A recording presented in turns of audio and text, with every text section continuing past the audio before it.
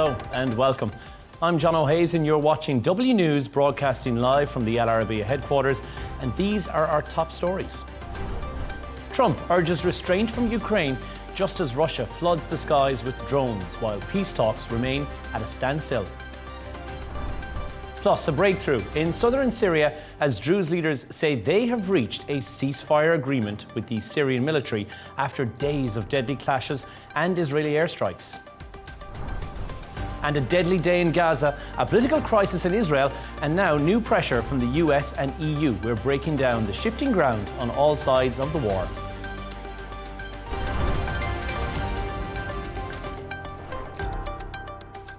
US President Donald Trump says Ukraine should avoid striking Moscow, just as Russia unleashes one of its biggest drone barrages in months. Now entering its fifth year, the war shows no signs of slowing down.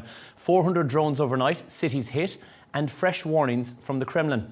With peace talks stalled and Western weapons still pouring in, just how far are we from a ceasefire deal, and what's really standing in the way? Now, for more on this, we're joined from Kiev by Ukrainian presidential advisor Mykhailo Podolyak. Mykhailo, thank you for joining us. We keep hearing about these peace talks, but how real are they? Do Ukrainians believe a ceasefire is actually within reach?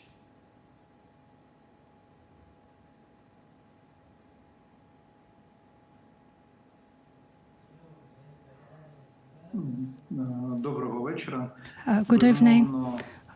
Of course, there's no realistic peace talks because Russia is not interested in the peace talks, and they continue attacking civil population, and they are changing their tactics of the war, and they are more concentrated on attacking the centers of large cities, attacking the civil infrastructure. And to protect from this, Ukraine needs to receive more weapons in different formats, maybe purchasing this weaponry from the West, and we need to weaponize our people. And again, Russia doesn't seek to cease the fire, and most probably they won't do that. And again, we need to introduce more sanctions. Russia should be stopped from earning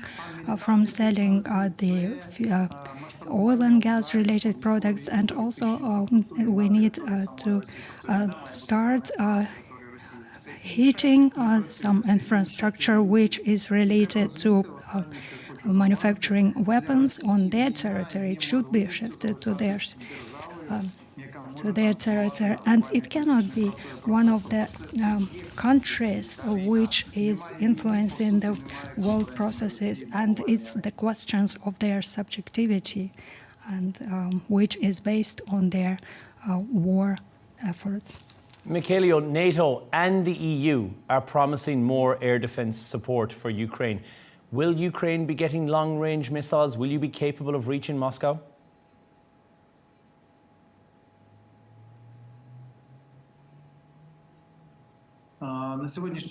As of today, the priority for us is the supplies from our partners.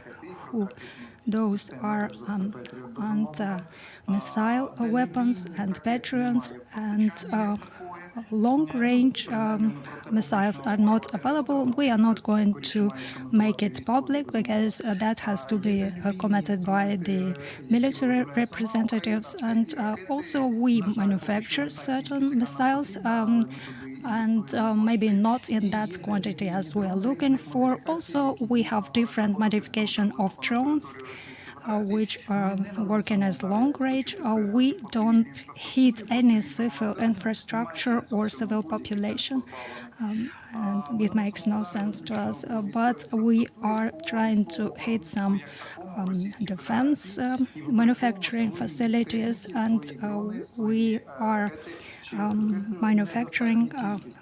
What we manufacture is not enough, and we are discussing this with our partners, and we should have certain parity in long-range weaponry. However, Russia is increasing the number of supersonic missiles, and they are using cruise missiles, which have been manufactured during the USSR times in big number, but without forcing them, without destroying the military facilities. We cannot push them for peace talks or exiting this war. Mykhailo, before we move on to our next question, I want to show you some of the pictures out of Ukraine. We're going to take a moment to look at this image on our screens. You're going to be seeing a Ukrainian farmer, Petro Plyakpa, who is walking through the courtyard of his home in a village in the Kharkiv region. Now, he's carrying missiles there that he's collected from his own property. Scenes like this have become very unsettling, but now they're part of daily life for millions of Ukrainians who are living near the front lines. Tell us, what is a day in the life like, day to day, for civilians who are caught up in this war, which is now almost entering its 5th year? How do people survive under this constant threat of shelling, of occupation and of loss?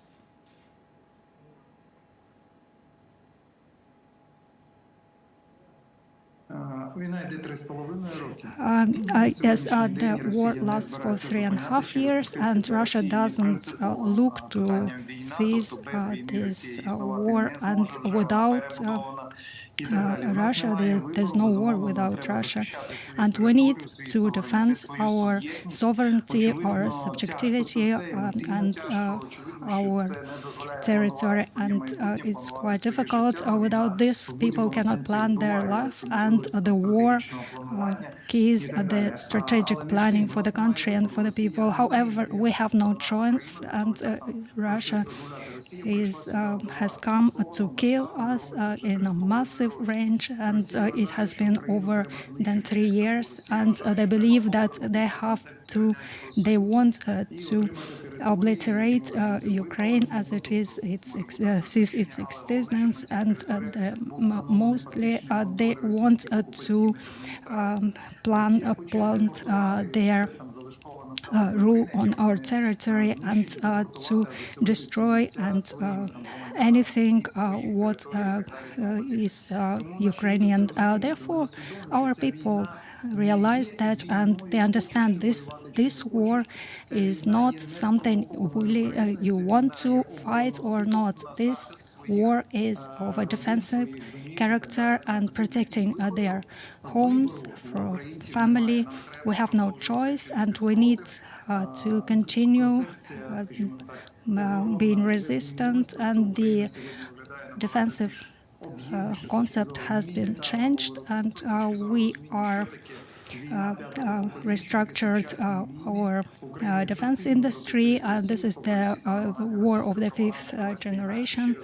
And again, 3.5 years, we have been quite effective in our resistance, and that Russia has suffered certain losses proves that we are improving and changing.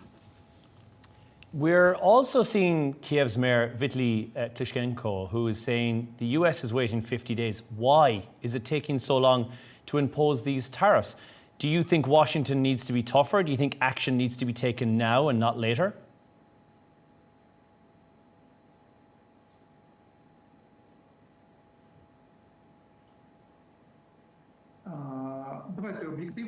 Let's look at this quite objectively. US are giving quite very good estimates of what Russia is doing. I mean, the administration of the 47th president, and usually the administration of Putin is lying a lot, and they are he says that he's not attacking the population, and he doesn't want to follow the propositions of the US or some other countries. But let's divide here. What is important here? On the one hand, Trump has confirmed that he is going to sell weaponry to Europe for Ukraine and that he will allow us to defend our country, to supply the anti-missile weaponry, and that's what happens on the battlefield. And U.S. is being a leader in this field, and they do everything to stop this war. On the other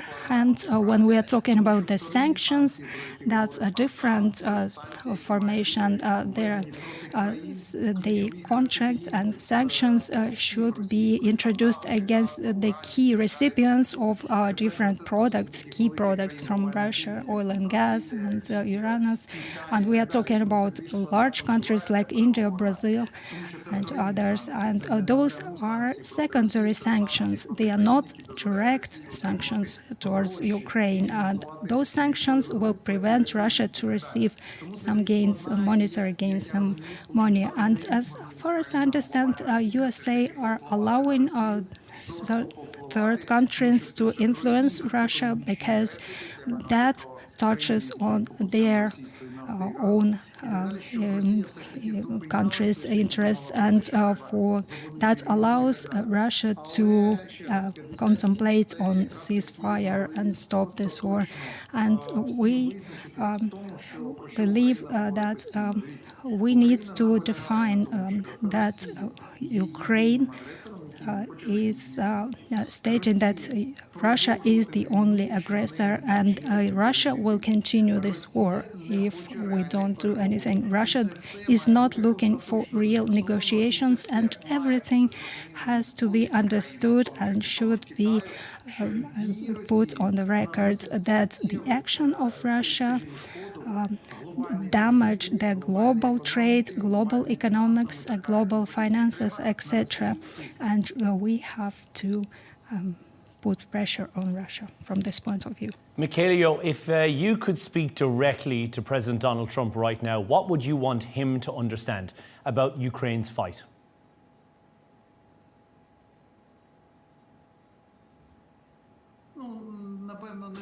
Well, maybe it's not my place to speak directly to Donald Trump, because our president is holding talks, and with Donald Trump they're putting accent and highlight on the major points. And on the first place, Russia is not capable for ceasefire. Putin will not stop the war, and we need to make our partners to understand our key points, and we need to push on the sanctions, and we need to increase the number of weaponry supplied to Russia. We need long-range weapons, and because we need to shift the war also to the Russia's territory. Also, something has to be added. Russia will be able to stop when the cost of this war will be higher, because the continuing with this war is more profitable and beneficial for the Russia rather than stopping, and that's from the point of their internal economics and also from the monies they are putting in this war and for servicing and this war, and brings them more profit. And when we will apply pressure to Putin's surrounding people, that is very important. And also, I would like our partners, Americans, to understand Russia is not considering USA as a potential partner. They are considering USA as an opponent or an enemy. They will not work with the USA, and they are interested to make the US look weaker and to damage their reputation say, President Trump. And Putin is putting his efforts a lot to do that. Mykhailo Podolyak, thank you so much. The advisor to the head of the office of the President of Ukraine, Volodymyr Zelenskyy, in Kiev. Thank you for joining us. Appreciate your input.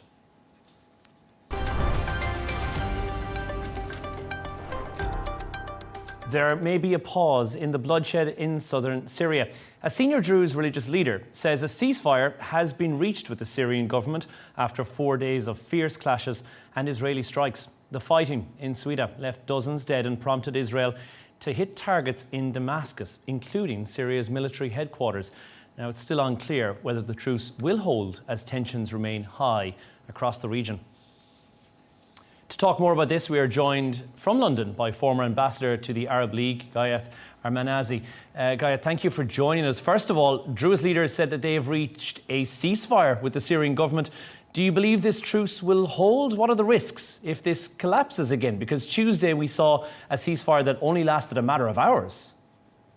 That is good news if it lasts. Yesterday was another example of a truce being announced but not respected. I hope, as all Syrians will be hoping, that this agreement, this ceasefire, will be lasting this time, because Syria cannot bear another bout of fighting that we've seen examples of in the last few days.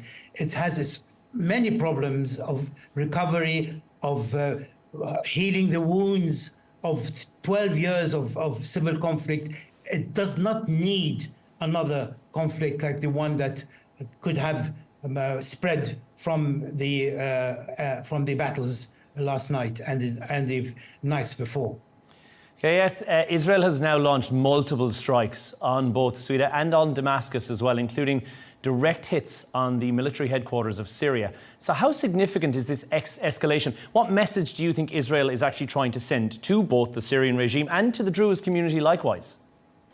Well, Israel is being, of course, enthralled to a policy that is adopted now for many, many months, if not years, and that is bombing its way to some kind of regional hegemony, if you like, and spreading death and destruction as it does so. What it's doing in Syria is very dangerous, very risky, and threatens the very fabric of Syrian stability, which is very important, not just for Syria itself, but for the region as a whole. So Israel must be held to account for this policy that it's following, and which I say, and I repeat, is a policy that seems to be adopted all over the region, not just in terms of the conflict in Syria. Ghayth, I want to show you very quickly, the Israeli strike was very close and caused damage to the Arabiya bureau in Damascus. So take a look at this footage. This is our office windows here being shattered in the blast, a very stark reminder of just how close this fighting has actually come. So it is quite worrying to see footage like that. And Israel is saying it acted to protect the Druze community. Now, Syria, meanwhile, they're saying it is a legitimate self-defense. And the US allegedly asked Israel to stop the attack. So there's a lot of diplomacy going on behind the scenes here. But is Syria's action actually justifiable? Under international law, at least, is it justifiable? It is laughable that Israel should pretend that it is acting to protect minorities. We know how it treats its own minority Palestinian population. So for it to claim to be a protector of the Druze is absolutely ludicrous. Even the Druze community itself, or leaders of that community, have rejected the claim by Israel, or rejected the idea that they should be protected by an enemy like Israel. Their future and their destiny, as they say, as most of them say, lies with a united Syria. And that is where all efforts should be maintained. And let's hope that the lessons learned from the few days of the last few very unhappy and sad events will not be repeated. Ghayth, we are hearing that this was reportedly a peacekeeping mission initially, that the government said it descended into complete violence. How did this happen? What was the story behind this? Well, it depends on which narrative you believe. There are conflicting stories and about how and why this conflict suddenly erupted. It's said that it started with a personal incident between an Arab tribesman and a Druze, but who knows? The thing is, it's being exploited now by all sorts of actors who do not wish well for Syria and for its people and for its also components like the Druze and others. Tell us a bit about the backstory, because people may be unaware, but how stable are things in Syria at the moment, first of all? How has this unstabilized things even further, in your opinion? Well, there are always experiences of the past that one can turn to. And the thing is, if we try to light the fire of division and sectarianism and ethnic problems and difficulties, then there's no end to that. We should be looking at the future for all Syrians to be looking at a process of inclusion that involves them all. And the government has a challenge, I have to say, to maintain and emphasize that inclusion, an inclusion that reflects the diversity and the positive diversity of Syrian society, as I see it. Possible for that to happen, do you think, or are we quite away? Yes, okay, because yes, examples of the past actually are quite important. The French, when they took over the governance of Syria 100 years ago, actually established 5 or 6 different little statelets in Syria, including a statelet for the Druze. That didn't last long because it was resisted by the very components of Syrian society that we see today trying to mend their fences and trying to mold into one society. Diverse society, yes, but a society that can work together positively. Ghayth Armanazi, who is the former ambassador of the Arab League in London, thank you so much for joining us and having a chat.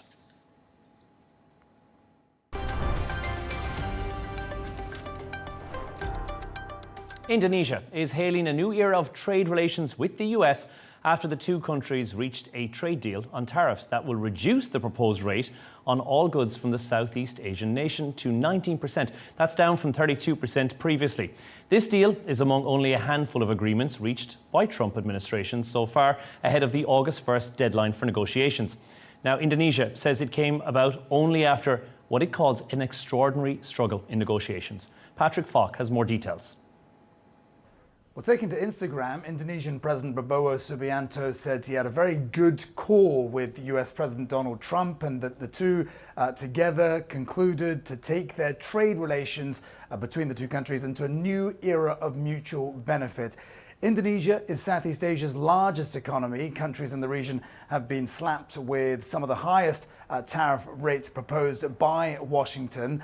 So in that sense, there has been impetus for both sides to get deals over the line, as it were, before that August 1st deadline. That rate reduction came with a series of sweeteners as well. President Trump said Indonesia had agreed to raise all duties on US imports and buy more than $19 billion of goods from the US, as well as 50 Boeing jets. According to the US, Indonesia ran a goods trade surplus of about $18 billion with the US last year. Experts say the breakthrough provides some relief for Indonesia. Speaking to reporters in Jakarta, here's what President Prabowo had to say. We have calculated and discussed everything. The most important thing is that I have to protect all of our workers. Although we stand with our offers and we couldn't offer more than this, the most important thing is our workers are safe. I am very optimistic that our economy is strong and in good condition. Now, there are still various details on the deal that seem to be missing for the time being, such as the timing of purchases. The deal is, as we see it now, a slightly better one than the 20% struck with Vietnam. Indonesia and Vietnam are both key markets for the transshipment of goods from China. President Trump said that their agreement would include a penalty for goods coming from China Overall, though, the rate is a sharp increase from the 5% average US tariff on Indonesian goods in 2024, according to Bloomberg findings. And it's estimated that the country could still lose 25% of its exports to the US in the medium term. As has been the case with other deals, there are still details that need to be negotiated further down the line. President Prabowo has indicated this will be ongoing, but it does also raise questions as to how concrete these arrangements are exactly.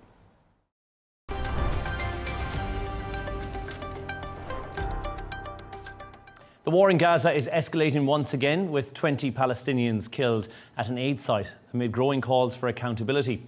The US ambassador to Israel is urging a full investigation into the killing of a Palestinian American in the West Bank. Meanwhile, Prime Minister Benjamin Netanyahu is facing a political crisis at home after a key religious party has quit his coalition. And ceasefire deals in Doha continue, but hopes for a breakthrough remain quite uncertain. To talk more about this, we're joined by Dr. Jamal Nazzal, who's Fatah's spokesperson in Bologna. Dr. Jamal, thank you for joining us. So the UN has documented over 875 deaths near aid sites in Gaza in just 6 weeks. What does this say about the actual humanitarian situation? And what are your demands to improve the conditions on the ground in Gaza? The situation are horrific. The situation is dire and terrifying. There are shortages of food and water, and the Israeli snipers are killing people at random just because they have time, or they have instructions to do this. Our demand is for the United Nations, for the UN, the UNRWA to be reinstalled. It has the infrastructure, the legitimacy, the experience to do this. Our second demand, which is more important to us, is to enable the Palestinian Authority from functioning in Gaza and helping our people. We are capable of doing this. We want to do this. We want everybody to put pressure on Israel to accept this notion. Talk to us about the calls within the EU to hold Israel accountable. Do you believe Europe is actually doing enough? It's still shielding Israel diplomatically speaking. Is that the opinion of Fatah? It is. The European divisions on the sanctions against Israel is an unintended mechanism to protect Israel, because as they are giving Israel a blanco check. Israel is buying time from Europe. Europe is providing Israel with time needed to carry on with this horrible genocide that is taking place. Europe can and must do a lot more than it is doing now. Some European countries are financing this horrific genocide Israel is committing. This should stop. There's been somewhat of a shift, and this is from the US. The killing of the 20-year-old Palestinian American has sparked what is now rare criticism from the United States. Is it a shift in Washington's stance, do you think, or is this a symbolic gesture yet again?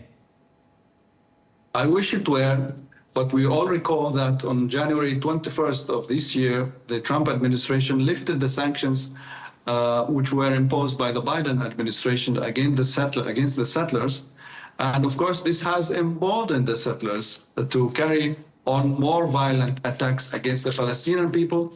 Lifting the sanctions against the settlers was interpreted by the settlers as a move, a symbolic signal to the movement of the settlers and the Israeli right. What we want to see now is to impose a travel ban and to freeze the assets of the settlers. We wish to see financial restrictions imposed on the settlers to make them stop these horrible attacks they are carrying out against the Palestinian people, seizing ever more land, confiscating more land from Palestinians, supported and protected by the Israeli army, which is also giving them impunity over these actions. Dr. Jamal, the ongoing talks in Doha, what role is Fatah playing in those ceasefire negotiations? And what is your view on this 60-day truce that we're hearing so much about and the phased release of hostages? First, we wish to see the truce implemented as soon as possible. Our people are thirsty for peace and tranquility. You know, the pace of killing Palestinian people in Gaza is around 140 people. Israel's army kills over 100 Palestinians almost every day. This has to stop, even for 60 days. This will give us the chance to do all we can to create a lasting ceasefire that will lead us eventually to peace talks over the creation of the Palestinian state. What the role of Fatah in this is supposed to be, well, the talks are limited now to to releasing the hostages. The hostages are held by Hamas, not by Fatah. That is why the talks are taking place between Israel and Hamas through the mediators. And Fatah isn't playing any part in the prisoner release. The kidnapped released in Gaza. But when it comes to the day after, the PLO has to be involved, because without the PLO, there can be no political horizon. And without a political horizon, there will never be a lasting peace in this region. A lot of internal political challenges in Israel that we're seeing, and we're hearing today of coalition instability as well, the ultra-Orthodox draft disputes. Does Fatah see this as an opportunity or more risk in actually trying to negotiate with the government that's currently in place? What matters are the parameters. I mean, any solution has to be based on recognizing a Palestinian state within the borders of 1967. And we are looking up to the conference that is supposed to take place at the end of the month in New York, led and headed by Saudi Arabia and France, to rally support for recognizing the Palestinian state, the state of Palestine. This is a very important step, a political step, a step of political nature that has to be supported by the entire world to show Israel the other model of what it is trying to do, which is evicting all Palestinians from Palestine. The answer to this is recognizing Palestine, enabling, consolidating the Palestinian Authority, allowing it to carry on with its role of serving our people and representing our people. Dr. Jamal Nazzal in Bologna, thank you so much for joining us, who is the Fatah spokesperson. I appreciate your time today. We're going to continue this conversation. We are joined by Leanne Pollock David, who is the co-founder of the Israeli Coalition for Regional Security, who is with us from Tel Aviv. Leanne, the EU says sanctions against Israel remain on the table if these humanitarian conditions in Gaza don't improve. Do you believe that criticism from the EU is fair, or is there some political motivation that's going on under the current? Look, I think the EU is now trying to find its role in stabilizing the situation, but that role has to be constructive. And I'm very relieved to hear that the EU backed out from these sanctions, because these would not have been any constructive moves towards stabilizing the situation. I think that, of course, there is a humanitarian issue in Gaza. The vast majority of Israelis are aware of it and are empathetic towards it. And I think that throughout the war, the vast majority of days and weeks, there has been an inflow of humanitarian aid into Gaza. But unfortunately, most of that humanitarian aid has been stolen or has been then resold by Hamas. So there's attempts of finding a solution. That solution is not perfect. I was strongly opposing the move for completely holding the humanitarian aid by Israel for those few weeks when that happened back in March. But ever since the humanitarian aid was basically started again through a new mechanism, that mechanism is not perfect, but it is there. It's working. The vast majority of Gazans are getting what they need. And if there should be any EU pressure, it should be on Hamas to release the hostages. I want to remind us all, there are still 50 hostages, 50 Israeli hostages, kept by the most brutal terrorist organization in the Middle East, Hamas. They're being kept in tunnels. 20 of them are considered alive but being kept in terrible conditions without any access to very basic needs. And this is happening nearly 650 days in a row. So if there should be any international pressure, any EU pressure, it should be on Hamas to release the hostages and to disarm itself, which is what the entire moderate Arab players are demanding as well. Lianne, you mentioned there briefly about the aid distribution centres, and obviously there's agitators that have been blamed for that, for the chaos that we're seeing on our screens every single day. And you said that the system is there, but it's not perfect. You referenced that the vast majority of people on the ground in Gaza are getting access to that aid. How are Israel ensuring that that aid is getting through? Because what we're seeing on our screens indicates something slightly different. Well, no one can fully guarantee that this aid will not be exploited by Hamas. Hamas, unfortunately, after nearly 650 days, is still very much active in Gaza and still exploiting its own people. So it's a very complex situation, and I feel a lot of empathy towards the Gazan population, and most Israelis do. But we cannot allow for that aid to be then fueling Hamas, because that gets us nowhere. So the distribution systems are in place. They're indeed not perfect yet. But you say, what are they? How are we ensuring that people are getting aid on the ground who need it most?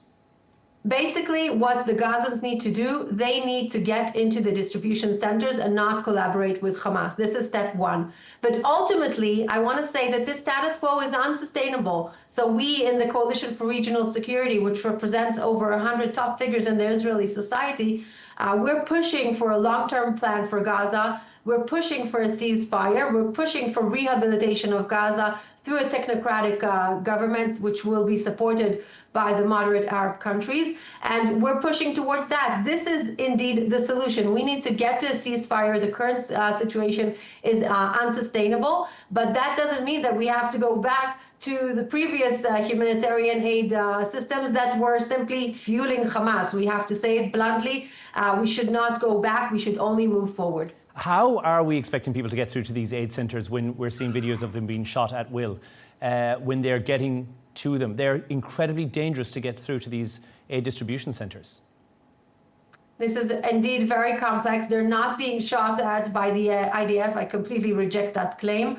The IDF only shoots when there is an immediate threat, and there is the moral standard of the IDF, which it continuously holds. So I completely reject those claims. But indeed, there is a lot of chaos in Gaza. There is a lot of, it's a war zone. We have to acknowledge the fact that it's a war zone, and civilians simply have to follow the instructions, get to the distribution centers, only send the people who need to be sent over so that they can go back to their families and distribute the aid. And Israel does whatever it can to protect the civic population. We are not at war with the Gazans. We are at war with Hamas that kidnapped our people from their beds in pajamas, kidnapped our babies, kidnapped our grandparents from their beds in Israel, and until now has not released 50 of them. This is who we are at war with, and Israel is doing whatever it can to protect the civic population in a very complex war zone. And again, as I mentioned, this is not sustainable. We all need to push for a ceasefire, a lasting ceasefire, which in effect will bring back the hostages, disarm Hamas, and draw a new future for the Gazans and for the region, which we all want. And before I let you go, Lianne, just very quickly, the US-backed ceasefire talks underway in Doha currently. How likely is a truce and an agreement whereby Israel will withdraw troops and a long truce? What are the likelihood? It's a yes or no issue. Do you think that that will be the case?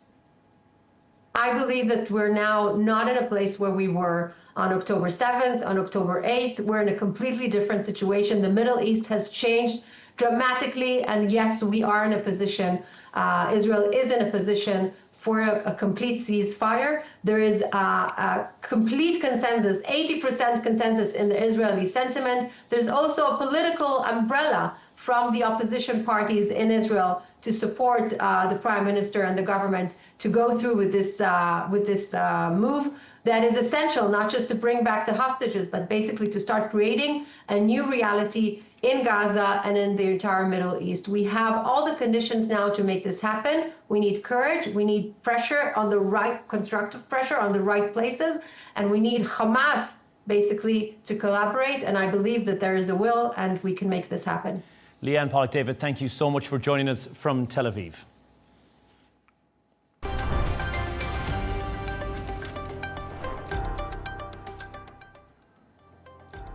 A reminder of our top stories once again. Trump urges restraint from Ukraine just as Russia floods the skies with drones and peace talks. They remain at a standstill. Plus, a breakthrough in southern Syria as Druze leaders say they have reached a ceasefire agreement with the Syrian military after days of deadly clashes and Israeli airstrikes.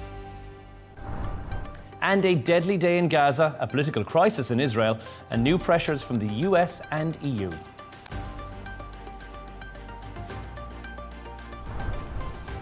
That's all from us on W News for now, but don't forget to subscribe to our YouTube channel, and you can follow us on X. Counterpoints with Melinda Nisafora is on the way next, and we'll be back in a couple of hours with W News Extra. Goodbye.